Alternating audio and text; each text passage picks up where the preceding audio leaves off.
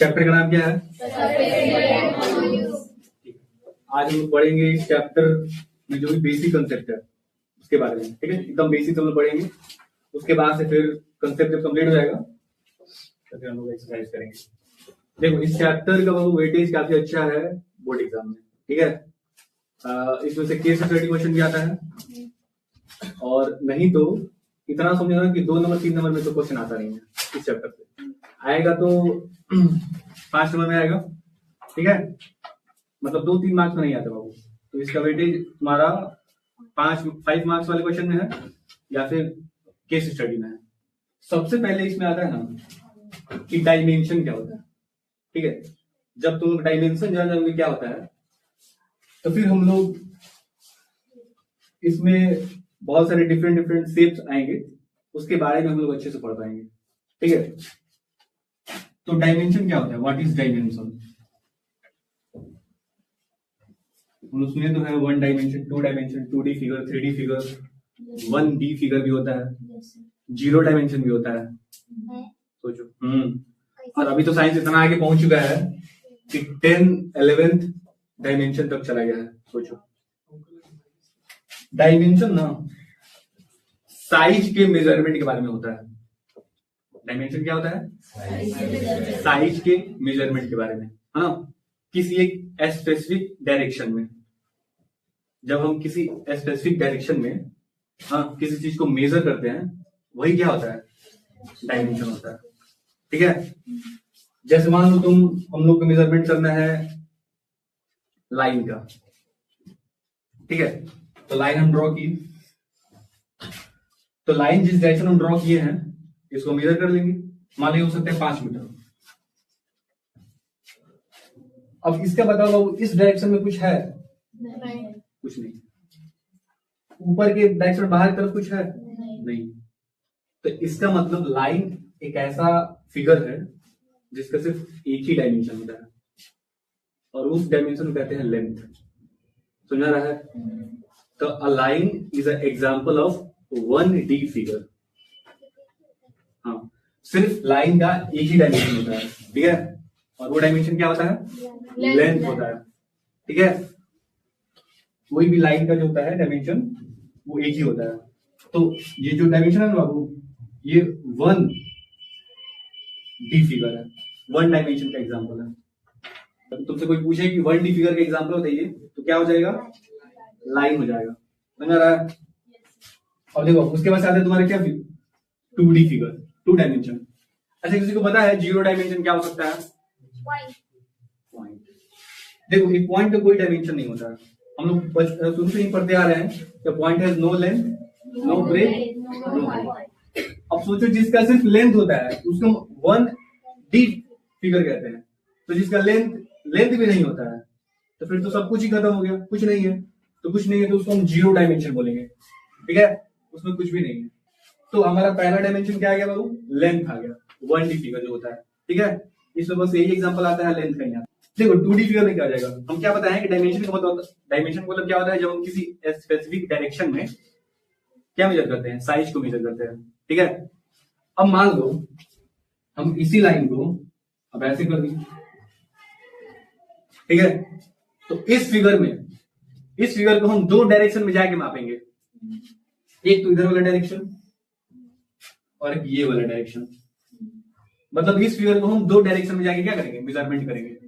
तो इसलिए इस फिगर को हम क्या करेंगे? 2D figure. इसमें 2 डायमेंशन आ गया।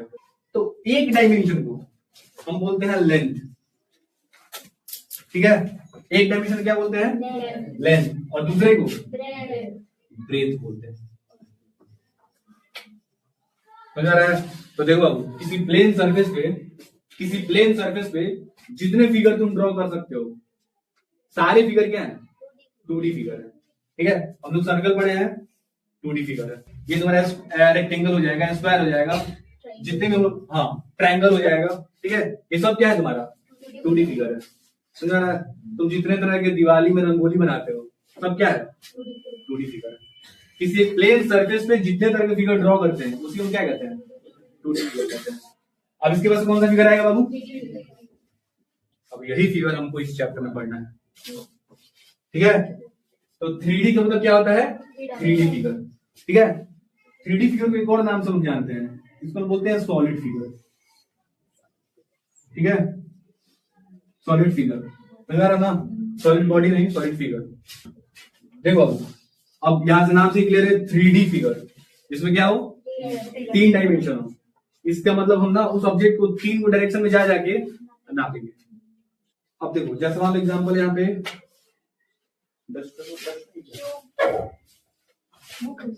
हाँ चलो ठीक है। तो देखो ये जो ऑब्जेक्ट है इसको हम इधर डायरेक्शन में जाके नाप सकते हैं, तो 1 डायमेंशन हुआ। इधर आके नाप सकते हैं, दूसरा डायमेंशन, और तीसरा ऊपर आके नाप सकते हैं, तो 3 डायमेंशन हो गया। मतलब इस ऑब्जेक्ट को हम 3 डायरेक्शन में जाके और इसका मेजरमेंट कर सकते हैं। समझ रहा है?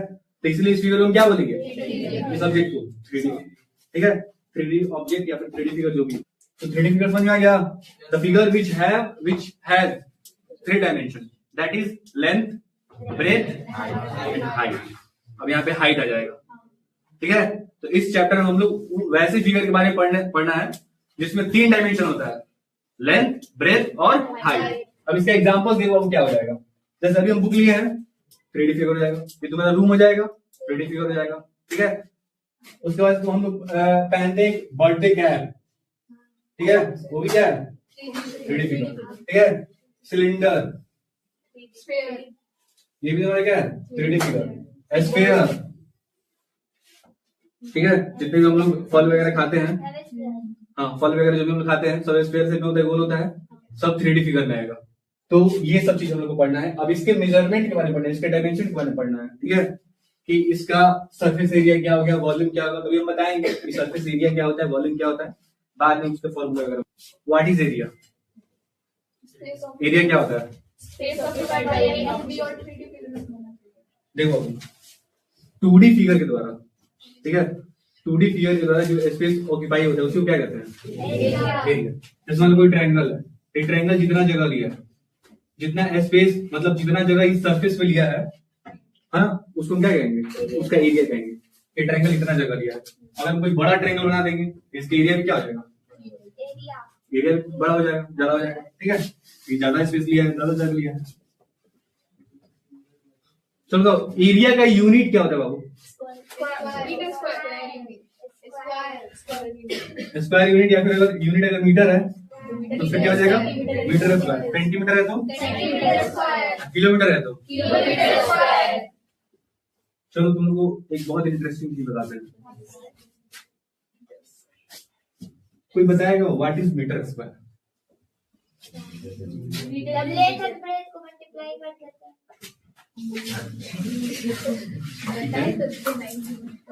सोचो,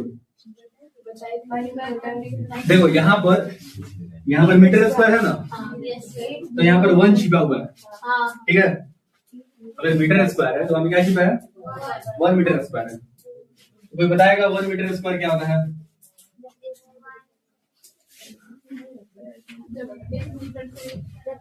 तुमको पढ़ाया था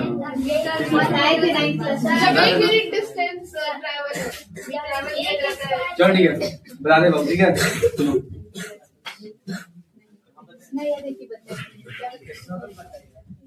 बोलना है तो बोलो।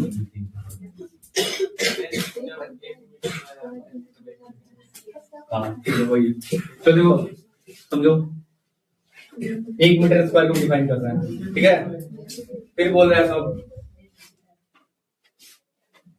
देखो 1 मीटर स्क्वायर का मीनिंग क्या होता है। ठीक है, जब हम कोई स्क्वायर लेते हैं, क्या लेते हैं, स्क्वायर, तो वैसा स्क्वायर, पता है स्क्वायर क्या होता है, वैसा फिगर जिसके सारे साइड्स क्या होते हैं, मतलब वैसा क्वाड्रेटरल जिसके ऑल साइड्स आर इक्वल, उसी को स्क्वायर कहते हैं। हमको क्या करना है, इस स्क्वायर का, ठीक है, साइड का जो लेंथ है ना वह 1 मीटर लेना है। तो हमको पता है कि इसका चारों साइड बराबर होता है, तो सबका सारा साइड का लेंथ क्या हो जाएगा, 1 मीटर ही हो जाएगा।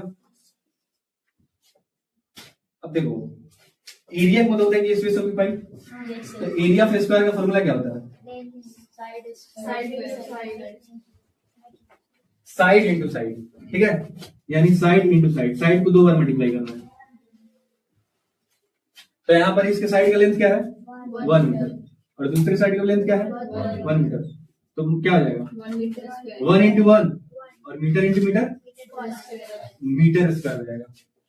तो 1 मीटर स्क्वायर मतलब समझ में आया क्या होता है, वैसा स्क्वायर है ना जिसका साइड का लेंथ क्या हो 1 मीटर, उसके द्वारा जितना एरिया ऑक्यूपाई होता है उसी को हम क्या कहते हैं 1 मीटर स्क्वायर कहते हैं, ठीक है। The space the area occupied by a square of side 1 metre is called 1 metre square, ठीक है। अब देखो इसमें ये चीज समझाना है तुम लोग को कि मान लो कोई ट्रायंगल है जैसे, ठीक है, तो इस ट्रायंगल का कुछ एरिया होगा ना, बोलो। तो मान लेते हैं इस ट्रायंगल का जो एरिया है वो 20 मीटर स्क्वायर आ गया, कितना आ गया 20 मीटर स्क्वायर आ गया। तो पता है इसका मीनिंग क्या निकलता है 20 मीटर स्क्वायर, ठीक है। देखो 20 मीटर स्क्वायर मतलब ये हुआ कि इसको हम 20 इंटू 1 मीटर स्क्वायर लिख सकते हैं, बोलो। तो इसका मतलब ये हुआ ना कि 1 मीटर स्क्वायर का मतलब हमको पता है क्या होता है, 1 मीटर स्क्वायर का मतलब पता है हमको क्या होता है, वैसा स्क्वायर जिसका साइड का लेंथ कितना 1 मीटर। अब यहां पर उसके आगे 20 को मल्टीप्लाई हो गया है, इसका मतलब कि 1 मीटर का स्क्वायर को है 20 को है। और अगर ट्रायंगल का एरिया 20 मीटर स्क्वायर आ रहा है, इसका मतलब ये हुआ कि इस ट्रायंगल उतना ही स्पेस ले रहा है हाँ, जितना 20 को 1 मीटर का स्क्वायर जगह लेगा। या फिर तुम ऐसे समझो कि इस ट्रायंगल के अंदर अगर हम 1 मीटर स्क्वायर का 20 स्क्वायर अगर रख देंगे तो इसमें अट जाएगा, समझ आ रहा है। तो यही बात इसका मीनिंग होता है, ठीक है, कि अगर मान लो कोई सर्कल है ना, इसका एरिया मान लो अगर आ गया 30 मीटर स्क्वायर, तो इसका मतलब क्या हुआ कि इस सर्कल के अंदर 30 को 1 मीटर स्क्वायर, ठीक है, लेंथ का स्क्वायर अट जाएगा इसमें, समझ आ रहा है। बोलो, इसका यही मीनिंग होता है। ये एरिया का बेसिक कंसेप्ट था, ठीक है। अब हम पढ़ेंगे सरफेस एरिया, ठीक है, कि व्हाट इज सरफेस एरिया क्या होता है। पहले समझो व्हाट इज सरफेस, सरफेस क्या होता है, ठीक है। देखो बाबू, किसी ऑब्जेक्ट का वैसा पार्ट जिसको हम टच कर पाते हैं उसी को हम कहते हैं सरफेस, ठीक है। कोई भी ऑब्जेक्ट है ना, उसके जिस पार्ट को हम टच कर पा रहे हैं उसी को हम क्या कहते हैं सरफेस कहते हैं, ठीक है।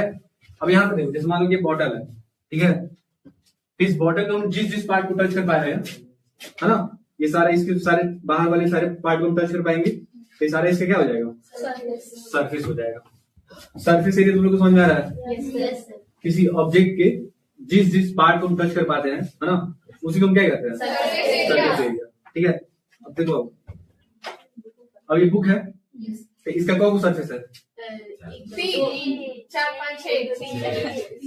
6 को सरफेस है, ठीक है। एक ऊपर का सरफेस, एक नीचे का सरफेस और ये बीच का 4 सरफेस। जैसे इस रूम का कितना सरफेस है 6, 4 बीच का दीवार और एक ऊपर का और एक नीचे का, तो टोटल 6 सरफेस हो गया, ठीक है। तो इसके 6 सरफेस को भी हम टच कर पा रहे हैं, तो इसके क्या हो जाएगा, अब ये 6 सरफेस मिलके 6 सरफेस मिलके जितना एरिया ऑक्यूपाई करेगा, जितना जगह लेगा, उसी को कहेंगे हम सरफेस एरिया, समझ रहा ना। 6 सरफेस मिलके, ठीक है। अब मान लो हम इसके ऊपर रख दिए इंक का डब्बा, ठीक है। अब क्या हो रहा है, देखो समझो, अब क्या हो रहा है बाबू, जैसे ही हम इस इंक के बॉक्स को, ठीक है, इस पर रखे तो देखो तो इस बुक का कुछ पार्ट इस इंक के द्वारा अब हम उस पार्ट को टच कर पाएंगे नहीं कर पाएंगे।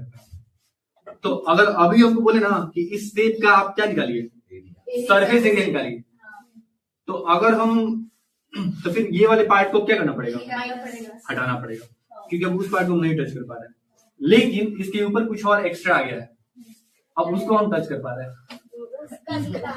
अब इंक को हम टच कर पा रहे हैं ना, अब इसका एरिया लेना पड़ेगा क्योंकि इसको हम टच कर पा रहे हैं, इस इंक के डब्बे को, ठीक है। अच्छा, इसको भी टच कर पा रहे हैं तो क्या इसका सारा पार्ट टच कर पा रहे हैं? नहीं, इसका भी नीचे वाला पार्ट इसके साथ ढक गया है, तो उसको भी नहीं टच कर पा रहे हैं। इसका सिर्फ साइड वाला पार्ट और ऊपर वाला पार्ट समझ आ रहा है। तो कहने का मतलब यही है कि कोई फिगर आ गया है ना, उसके उन सारे पार्ट जिसको हम टच कर पा रहे हैं उसका अगर एरिया निकाल देंगे तो उसी को कहते हैं सरफेस एरिया। ठीक है, और यहाँ पे हम लोग को हर एक फिगर में पूछेगा कि find the total surface area, है ना, यानी टोटल सरफेस एरिया निकालिए। तो तुमको समझना है कि उस फिगर के हर एक पार्ट का एरिया निकालना है, उसको सम करना है जिस पार्ट को हम टच कर पा रहे हैं। ठीक है, चलो देखो और क्या है इसमें, वॉल्यूम है। वॉल्यूम क्या होता है समझो। देखो कोई 3D फिगर के द्वारा, 3D फिगर बताएं क्या होता है, जिसमें 3 डायमेंशन होता है, लेंथ ब्रेथ और हाइट। यहाँ पर एग्जांपल क्या बताएं 3D फिगर का, बोलो। क्यूब हो जाएगा, क्यूबाइड हो जाएगा, सिलेंडर हो जाएगा, ठीक है, स्फीयर हो जाएगा, कोन हो जाएगा। ठीक है, ये सब 3D फिगर के एग्जांपल है। देखो कोई 3D ऑब्जेक्ट जितना जगह स्पेस में ऑक्यूपाई करता है, स्पेस में, स्पेस का मतलब ये होना कि अब किसी प्लेन सरफेस पे नहीं, इस पूरे स्पेस में। देखो इसका डिफरेंस समझो बाबू, सरफेस एरिया और वॉल्यूम में।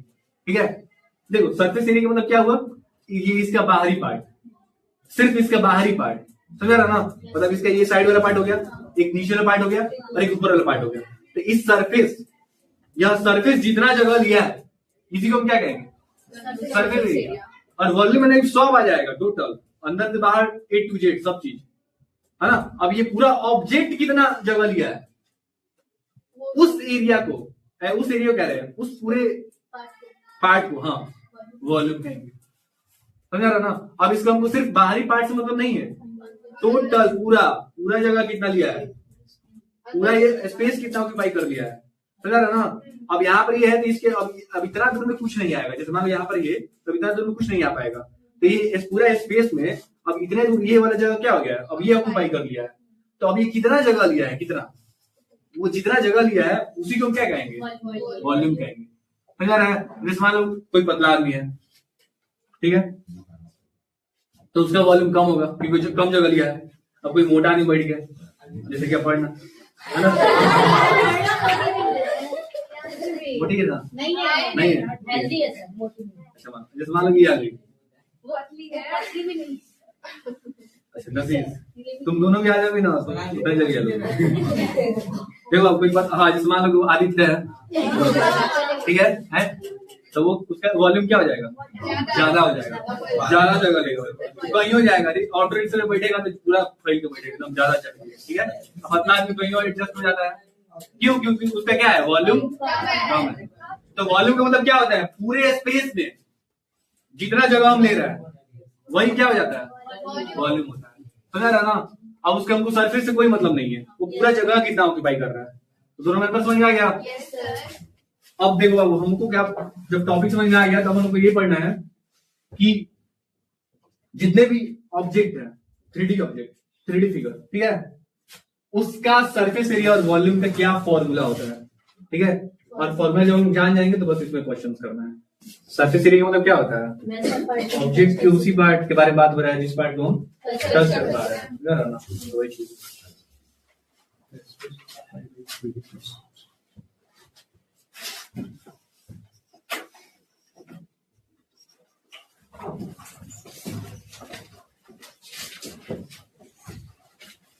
थ्री डी का फुल फॉर्म क्या हो जाएगा, 3 dimension. 3 dimension.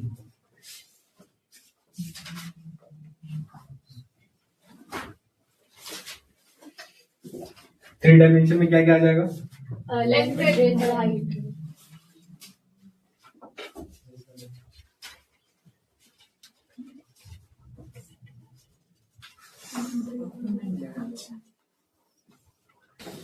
Surface area and volume का हम लोग बेसिक कंसेप्ट जान चुके हैं। ठीक है, पहला 3D फिगर जो हम लोग को पढ़ना है ना, उसका नाम क्या है, क्यूबाइड है। ठीक है, क्यूबाइड के बारे में पढ़ने जा रहे हैं। तो क्यूबाइड क्या होता है, किस शेप का होता है, तो हमेशा जितने भी हम लोग बॉक्स टाइप वाला फिगर देखते हैं ना, जैसे मान लो तुम ज्योमेट्री बॉक्स ले लो, है ना, कोई कार्टून ले लो जो आता है, ठीक है, ये तुम रूम देख लो, समझ रहे हो ना, ये सब तुम्हारे क्यूबाइड शेप का होता है। तो क्यूबाइड शेप क्या होता है, तो बहुत 6 रेक्टेंगुलर सरफेस से मिलकर बना होता है। अब रेक्टेंगुलर सरफेस का मतलब क्या है? जैसे देखो ये वाला जो दीवार है तुम्हारा पूरा, तो एक रेक्टेंगुलर सरफेस है, ये वाला दीवार भी साइड वाला रेक्टेंगुलर सरफेस है, ये भी साइड वाला दीवार रेक्टेंगुलर सरफेस है, ऊपर वाला रेक्टेंगुलर सरफेस और नीचे वाला भी रेक्टेंगुलर सरफेस। यानी जो हमारा क्यूबाइड होता है वो कितने रेक्टेंगुलर सरफेस से मिलकर बना होता है? 6। ठीक है, इसमें टोटल 6 सरफेस है। ठीक है, अब देखो बाबू, जो भी रेक्टेंगुलर शेप होता है उसमें एक लेंथ होता है और एक ब्रेथ होता है। ठीक है, तो जब यहाँ पे 3D फिगर पढ़ेंगे तो इसमें क्या आ जाएगा? हाइट भी आ जाएगा। ठीक है, जैसे मान लो इस रूम को अगर देखना है तो ये नीचे वाला ये वाला एज है, किनारा है, ये लेंथ हो जाएगा। ठीक है, उसके बाद ये रूम का तुम्हारा क्या हो जाएगा? ब्रेथ। या फिर अगर ये लंबा है तो इसको हम लेंथ मान सकते हैं और इसको हम ब्रेथ मान लेंगे। और ये जो रूम कितना हाइट पे है ये हमारा क्या हो जाएगा? हाइट हो जाएगा। ठीक है, तो वही यहाँ पे हम लोग इसको लेंथ मानते हैं। ठीक है, ये वाला साइड को इसको बेस मान लेंगे चौड़ाई, और ये हमारा क्या हो जाएगा? हाइट हो जाएगा। ठीक है, तो ये क्यूबाइड हो गया। अब देखो जो भी हम लोग फिगर पढ़ना है ना उसमें हम लोग मेनली 3 तरह के मेजरमेंट के बारे में पढ़ना है। ठीक है, या तो उसका पूछेगा टोटल सरफेस एरिया क्या होता है, हाँ मतलब ये जो हमारा 3D फिगर है वो कितना सरफेस ऑक्यूपाई कर रहा है, समझा रहा ना? तो टोटल सरफेस एरिया। या फिर एक और आता है जिसको हम कहते हैं लेटरल सरफेस एरिया। अब लेटरल सरफेस एरिया का मतलब क्या होता है? तो देखो बाबू, किसी भी 3D फिगर में है ना, ऊपर वाला सरफेस और नीचे वाला सरफेस को छोड़ के जो बीच वाला सरफेस बच रहा है उसी को कहते हैं हम लेटरल सरफेस एरिया, समझा रहा ना? तो यहाँ पे तुम्हारा क्या हो जाएगा बाबू, ये जो तुम्हारा क्यूबाइड है इसका ऊपर वाला सरफेस से हटा दो और एक नीचे वाला सरफेस हटा दो, तो जो बीच का 4 को सरफेस बच जाएगा। ठीक है, जैसे इस रूम में, ठीक है, ये तुम्हारा बीच का 4 को सरफेस है, मतलब कि दीवार, चारों दीवार, ऊपर का छत छोड़ दो और नीचे का फ्लोर छोड़ दो। ठीक है, तो बीच का चारों दीवार जो है इसी को कहते हैं हम लेटरल सरफेस एरिया। ठीक है, तो यही हमारा होता है। इसका फॉर्मूला देखो क्या होता है। ठीक है, तो अगर हम इसमें लेते हैं अगर टोटल सरफेस एरिया तो इसको शॉर्टकट में क्या बोलते हैं? टीएस से बोलते हैं। ठीक है, इसको बोलते हैं हम टीएस यानी टोटल सरफेस एरिया। तो total surface area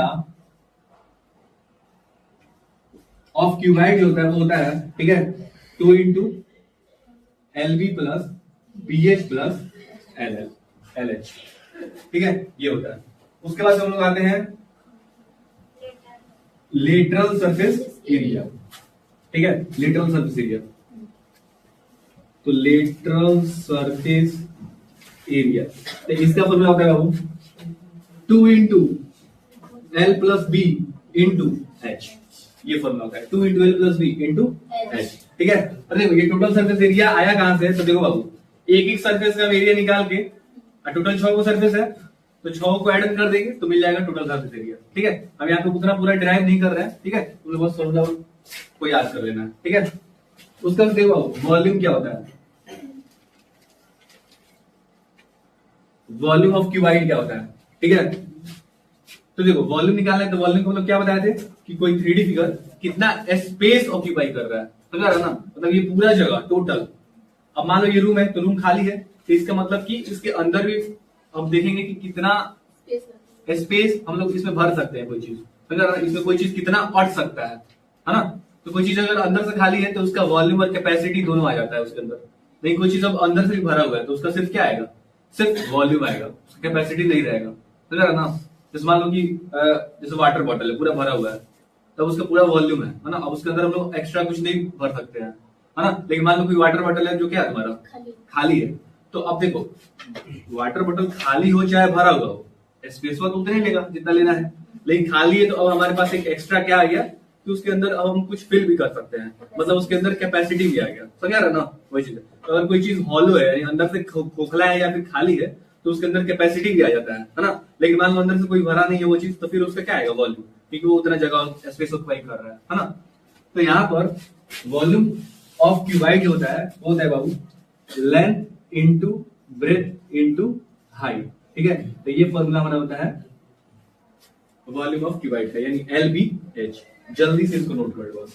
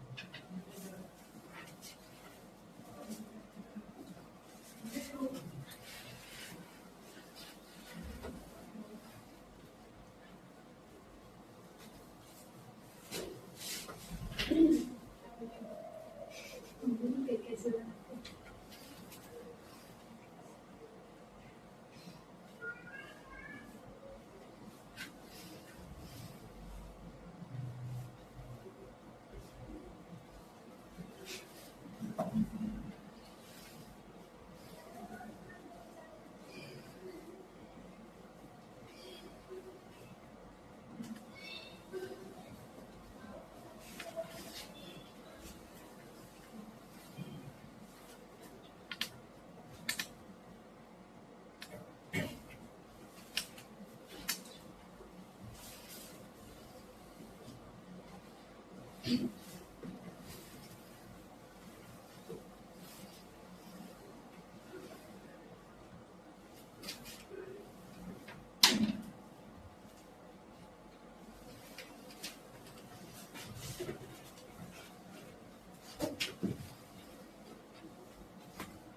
volume and capacity का फॉर्मूला सेम है।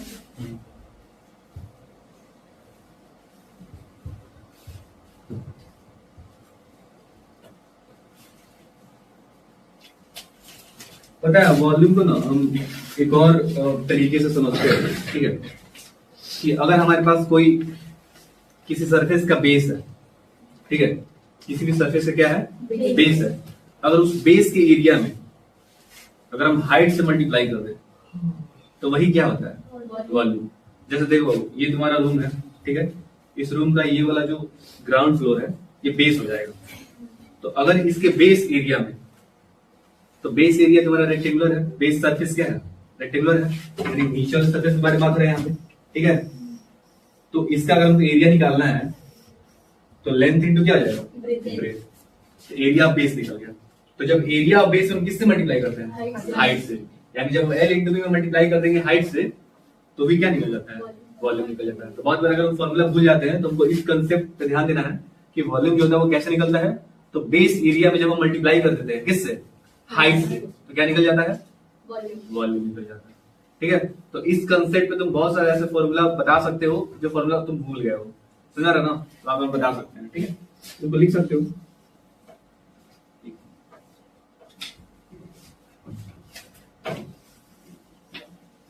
इसको ऐसे भी लिख सकते हैं, area of base into height.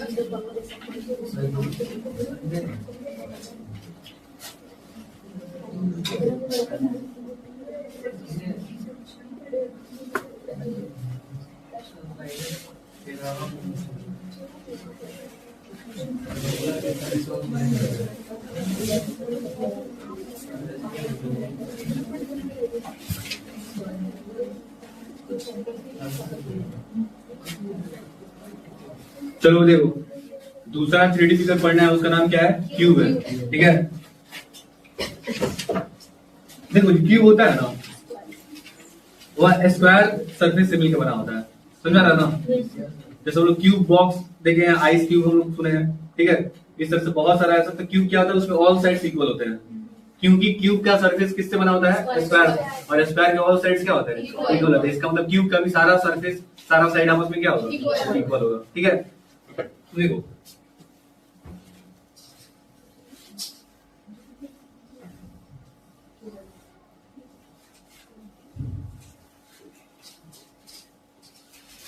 तो ये हमारा क्यूब हो जाएगा।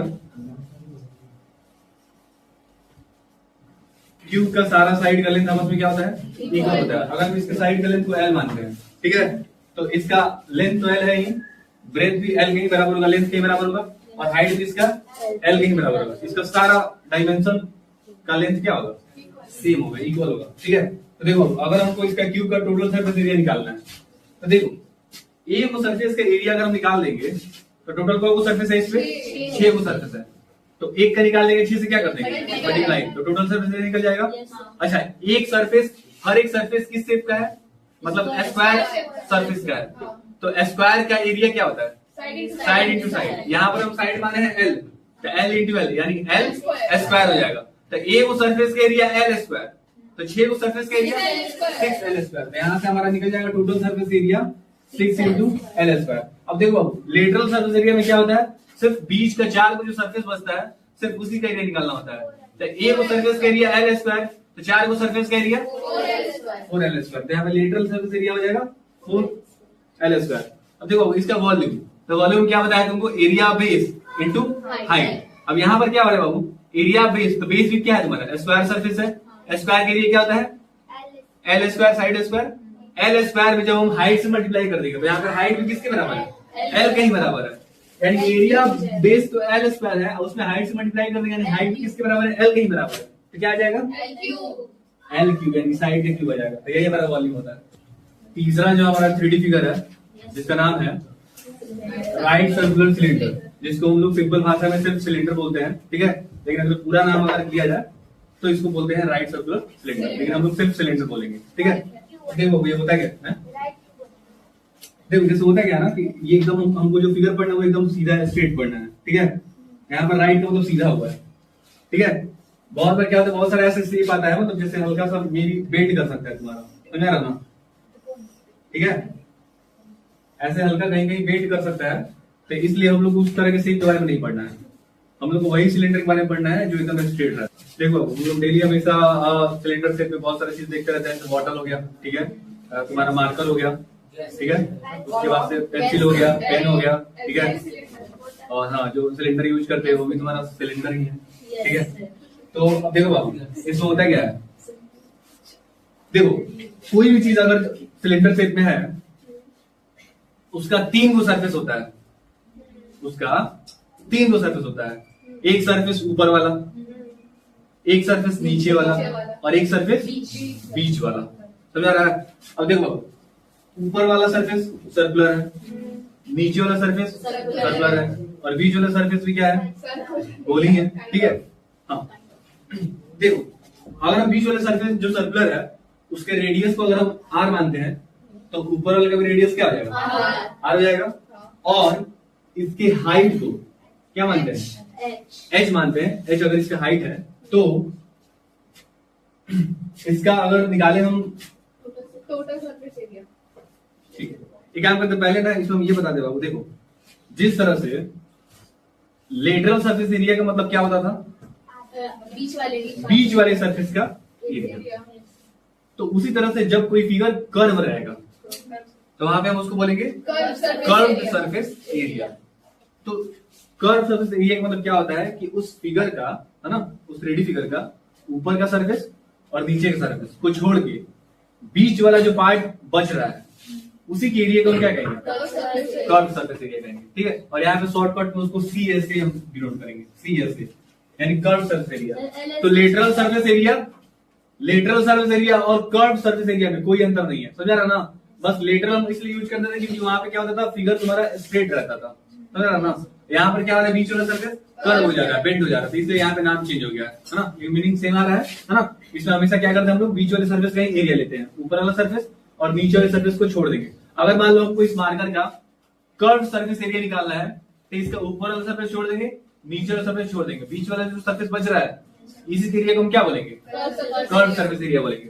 अब इसका फॉर्मूला क्या होता है बाबू, तो कर्व सरफेस एरिया जो सिलेंडर होता है, ठीक है, वो होता है 2 पाई r इंटू h, यही होता है, ठीक है। अब इसको समझना तो ऐसा समझ सकते हो कि देखो बाबू जब किसी कोई पेज है, इसको देखो इसको अगर हम बेंड कर, इसको हम मोड़ देंगे तो ये क्या बन जाएगा,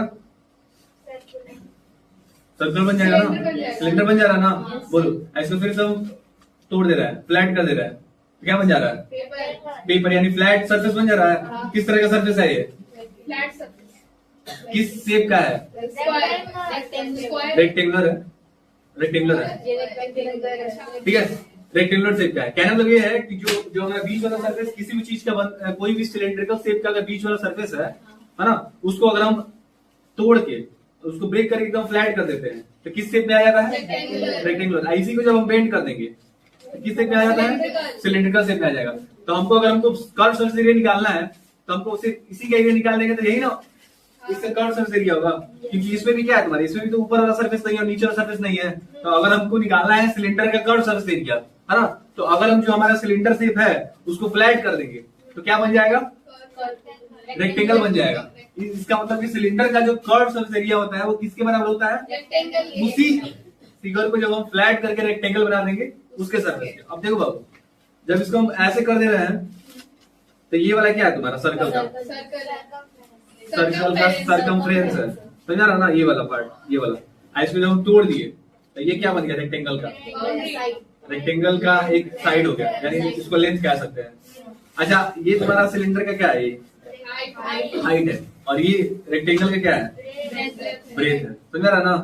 तो देखो रेक्टेंगल का अगर हमको एरिया निकालना है, रेक्टेंगल का एरिया निकालना है, तो देखो ये एल हो गया और इसको बी मान लिया, ठीक है। जैसे देखो यहाँ पे तुम्हारा एल हो गया, ये एल हो गया लेंथ, समझ आ रहा है, और ये क्या हो गया तुम्हारा ब्रेथ हो गया। अब ये जो लेंथ है ये इसको जब बेंड कर दे रहे हैं तो किसके बराबर हो जा रहा है, सर्कल के सरकमफ्रेंस के बराबर हो जाएगा, क्योंकि जब हम बेंड कर देंगे तो ये तुम्हारा, ये तुम्हारा बाउंड्री बन रहा है, यही है तुम्हारा लेंथ, समझ आ रहा है। बस ऐसे बन जा रहा है एक बार और एक बार बोल। तो सर्कल का बाउंड्री क्या होता है, सरकमफ्रेंस किसके बराबर होता है, यानी ये जो एल है, जो तुम्हारा एल है वो किसके बराबर है, 2πr के बराबर है, और ये जो हमारा ब्रेथ है ये किसके बराबर है, हाइट के बराबर है, समझ रहा है। तो एरिया ऑफ रेक्टेंगल क्या होता है, एरिया ऑफ रेक्टेंगल क्या होता है, area of rectangle L into B, और यहाँ पर एल है तुम्हारा 2πr, और यहाँ पर ब्रेथ क्या है तुम्हारा h। तो यही से फॉर्मूला आता है curve surface area of cylinder 2πr into h। अब देखो अगर हमको निकालना है इसका टोटल सरफेस एरिया, तो तुम ही बताओ, बीच वाला सरफेस का तो एरिया हम ऑलरेडी निकाल चुके हैं, उसमें किसको मिला देना है, ऊपर वाले का एरिया और नीचे वाले का एरिया। अब ऊपर वाला सरफेस सर्कुलर है, ऊपर वाला सरफेस सर्कुलर है, नीचे वाला सरफेस भी सर्कुलर है, तो सर्कल का एरिया क्या होता है, अब दो गए तो क्या कर देंगे 2πr²। तो देखो ये हमारा बीच वाला सरफेस का एरिया है, यानी 2πrh, और इसमें अगर मिला देंगे ऊपर वाला सरफेस का एरिया और नीचे वाला सरफेस का एरिया, यानी 2πr²। इसमें क्या कॉमन है बाबू, 2πr कॉमन है, यहाँ से h बचेगा और यहाँ पे r बचेगा, इसको अरेंज कर देंगे 2πr into r plus h। तो यही होता है formula total surface area of cylinder. अब देखो बाबू, इसके बाद से इसका वॉल्यूम देखो क्या होता है, वॉल्यूम का तरीका क्या बताते हैं बाबू, area of base into height. इसका बेस किस शेप में है, सर्कल का एरिया क्या होता है, उसमें किससे मल्टीप्लाई करेंगे, तो πr² इंटू h हो गया, ठीक है। तो ये तुम्हारा वॉल्यूम निकल जाएगा, समझ आ रहा है। तो वॉल्यूम हो जाएगा πr² इंटू h। चलो नोट करो। हम लोग का जो नेक्स्ट फिगर है उसका नाम है राइट सर्कुलर कोन। उसको सिंपल भाषा में क्या बोलेंगे, हम सिर्फ कोन बोलेंगे, ठीक है। देखो राइट सर्कुलर का मीनिंग क्या होता है कि बस वो कोन एकदम सीधा फिगर रहेगा, बेंड नहीं रहेगा, ठीक है। चलिए फिर बोल रहा है, देखो बाबू इसमें क्या होता है, तुम लोग बर्थडे कैप देखे हो, ठीक है। देखो इसमें ना कितना सरफेस होता है पता है, दो ही सरफेस होता है, समझ रहा ना। इसका देखो ऊपर वाला सरफेस है ही नहीं, समझ रहा ना, हाँ। तो इसमें एक बच गया तुम्हारा बीच वाला सरफेस और एक नीचे वाला सरफेस, तो दो ही सरफेस होता है, ठीक है। तो नीचे वाला सरफेस तो सर्कुलर होता है और ऊपर वाला कर्व होता है, समझ रहा ना, बीच वाला कर्व होता है, ठीक है। तो इसमें देखो बाबू, इसको बोलते हैं हम हाइट यानी h, इसको क्या बोलेंगे रेडियस। इसको देखो एक और हाइट होता है जिसको कहते हैं तिरछा वाला हाइट, जिसको बोलते हैं स्लैंट हाइट, समझ रहा है। और इसको डिनोट करते हैं L से, तो L जो होता है वो होता है स्लैंट हाइट, ठीक है, तिरछा वाला हाइट, ठीक है। तो देखो बाबू अगर मान लो, देखो यहाँ पे हाइट एकदम सीधा रहता है, यहाँ पर 90 डिग्री फॉर्म होगा, समझ रहा है। तो देखो ये राइट एंगल ट्रायंगल बन रहा है, अगर हमको स्लैंट हाइट फाइंड करना है तो पाइथागोरस थ्योरम लगा देंगे। तो देखो तो बाबू L² बराबर क्या हो जाएगा, ठीक है, तो स्क्वायर हो जाएगा तो root under h² plus r² plus h²। तो ये हमारा फॉर्मूला किसका हो गया, स्लैंट हाइट का हो गया, तो यार पहला फॉर्मूला है किससे बनता है, क्या बोल कौन सी लिखा है बाबू, नाम तो देखो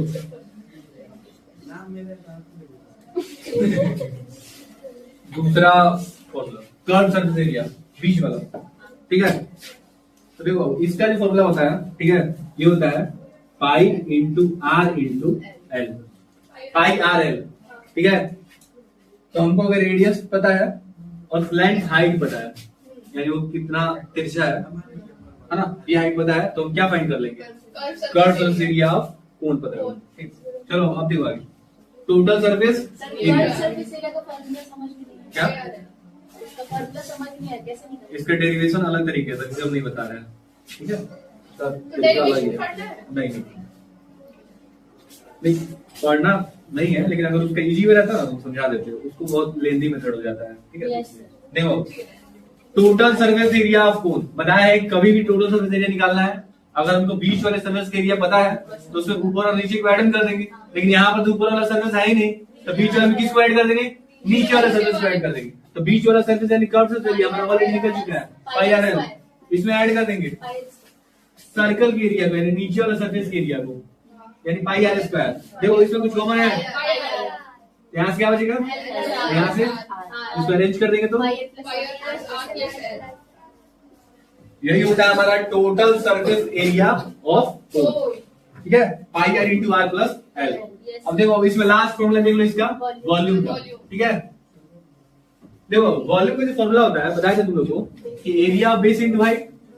देखो एरिया बेस अगर कर देंगे तो पाई आर स्क्वायर और इंटू एच, लेकिन देखो इसमें होता क्या है ना, इसके पीछे जो हमने फॉर्मूला पढ़े हैं वो राइट सर्कुलर सिलेंडर पढ़े थे। तो देखो सिलेंडर क्या होता था उसका से, यहाँ से जो हाइट जा रहा था वो एकदम सीधा जा रहा था, समझ आ रहा ना, लेकिन ये यहाँ पे क्या हो जा रहा है, तिरछा जा रहा है।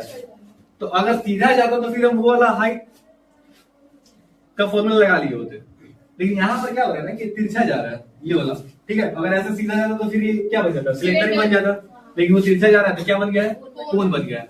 तो अब जाहिर सी बात है कि जो पहले यहाँ से जा रहा था तो अब ज्यादा जगह ले रहा था ना, ज्यादा जगह छीक रहा था, अभी इधर हो गया तो अभी इतना जगह तो कम ना छीक रहा है, तो इसका वॉल्यूम क्या हो जाएगा, कम हो जाएगा, है ना। तो देखो इसमें क्या होता है कि पाई आर स्क्वायर एच तो होता है, पाई आर स्क्वायर एच तो होता है, क्योंकि भाई हाइट है और बेस भी है, तो वॉल्यूम का फॉर्मूला क्या आ जाता है, पाई आर स्क्वायर एच।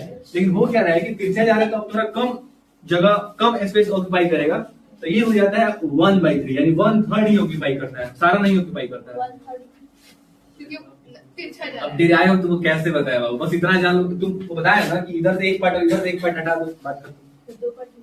हाँ सिंपल बात में समझिए, बस इतना जानो इसका फॉर्मूला होता है वॉल्यूम ऑफ कोन का फॉर्मूला क्या होता है, 1/3 of pi R square H, यानी 1/3 पाई आर स्क्वायर एच, ठीक है। और तुम समझाने के लिए बताया है कि जो हमारा सर्कल सिलेंडर होता है वो एकदम सीधा जाता है, लेकिन कोन क्या होता है, ऐसे जाता है, तो साइड वाला जगह कम स्पेस ऑक्यूपाई कर रहा है ना। बोलो अगर ये सीधा जाता तो ऐसे नहीं जाता, से बोलो ये ऐसे जाता ना, सिलेंडर जाता तो राइट सर्कुलर सिलेंडर होता तो, बोलो। लेकिन ये वाला जगह और ये वाला जगह कहाँ ऑक्यूपाई कर रहा है, तो ये वाला तो तुम्हारा हट गया, सिर्फ इधर वाला बचा है, तो इसलिए वॉल्यूम कम हो जाता है। तो यहाँ पर क्या फॉर्मूला आ जाता है, 1/3 पाई आर स्क्वायर एच। तो जल्दी नोट स्फीयर, तुम लोग गोली से खेले हो, स्फीयर है, जितने लोग फल खाते हैं, फ्रूट्स खाते हैं, ठीक है, हैं?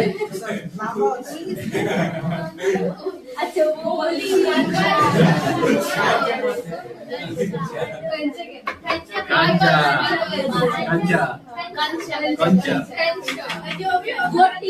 जो भी हो, आँख निकाल के गोटी खेलूंगा मैं। हाँ ऐसे ले देंगे, इसको छोड़ देंगे, आप फेंक देंगे, क्योंकि मारने इधर उधर चल जाता था। तो देखो दो स्फीयर, ठीक है, जैसे हम देखो यहाँ पर स्फीयर हम लोग ये पढ़ रहे हैं, सॉलिड स्फीयर पढ़ रहे हैं, मतलब अंदर खोखला नहीं है बाबू, जैसे अर्थ अंदर जाओ भरा है, ठीक है। जैसे मान लो हम लोग संतरा खाते हैं, छिलका हटाओ तो भी अंदर कुछ मिल जाता है, ठीक है।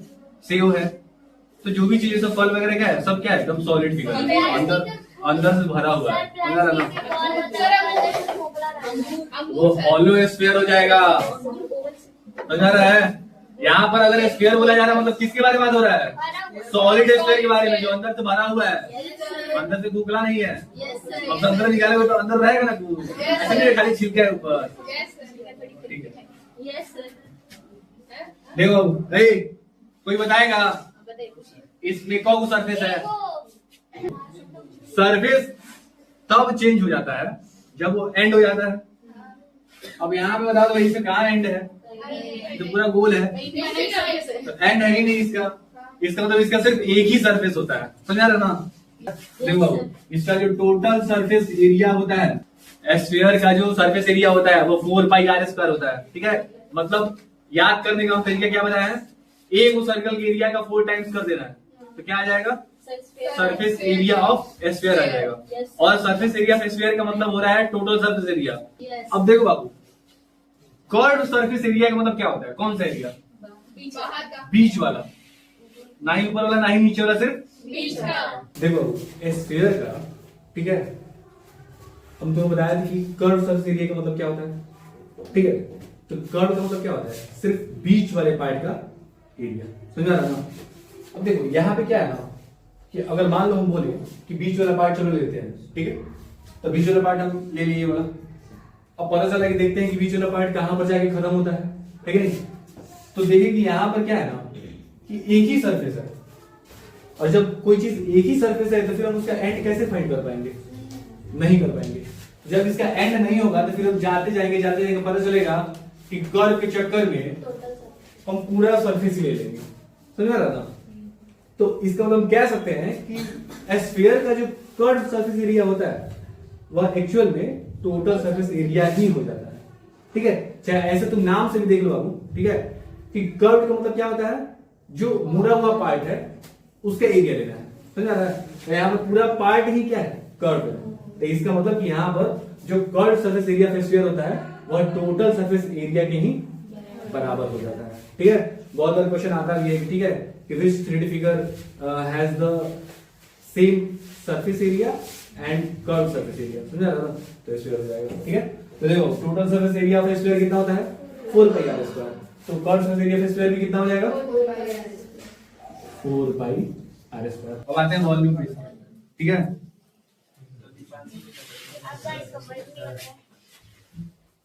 देखो इसका जो वॉल्यूम होता है, अच्छा एक बार देखो, इसमें पता है क्या होता है? इसमें सब जगह ना तुम्हारा क्या आता है? सब जगह आर आता है। इसमें हाइट का कोई रोल नहीं है, तो फॉर्मूला में भी हाइट नहीं रहेगा। ठीक है, तो क्या आता है? 4/3 पाई आर क्यूब। ठीक है, वॉल्यूम निकालने के लिए 3 डायमेंशन चाहिए ना, लेंथ विड्थ हाइट, और यहाँ पे तो लेंथ विड्थ हाइट कुछ नहीं है, सिर्फ रेडियस है, तो यहाँ पर आर क्यूब हो जाएगा, समझ रहा है? तो 4/3 पाई आर क्यूब। सभी लोग के जीवन में ये समय ना है किसी को हेमिस्फीयर लेके बैठना पड़ेगा। कहने मतलब ये कटोरा का बात रहा है आपको, ठीक है? तो रोस्टी करने का तरीका था कैजुअल था।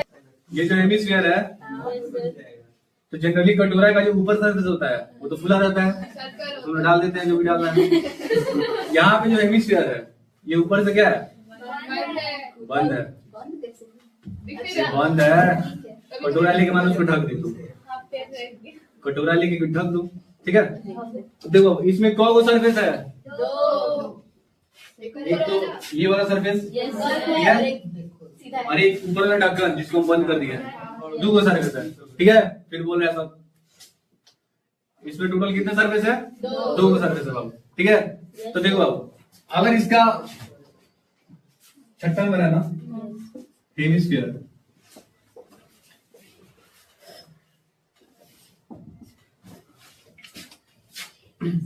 देखो तो इसका बीच वाला पार्ट क्या हो जाएगा बाबू? अगर हमको निकालना होगा कर्व सरफेस एरिया, ठीक है, अगर निकालना होगा कर्व सरफेस एरिया तो बीच वाला पार्ट क्या हो जाएगा? देखो बाबू, इसमें नीचे वाला पार्ट कोई है और ऊपर वाला पार्ट है, तब नीचे वाला है ही नहीं, ऊपर वाला है तो ऊपर वाले को हटा दो, तो बच गया तुम्हारा क्या? बीच वाला पार्ट। तो इसमें बाबू कर्व सरफेस एरिया होता है, समझ रहा है? तो अगर पूरा का एरिया था, टोटल सरफेस एरिया कितना था?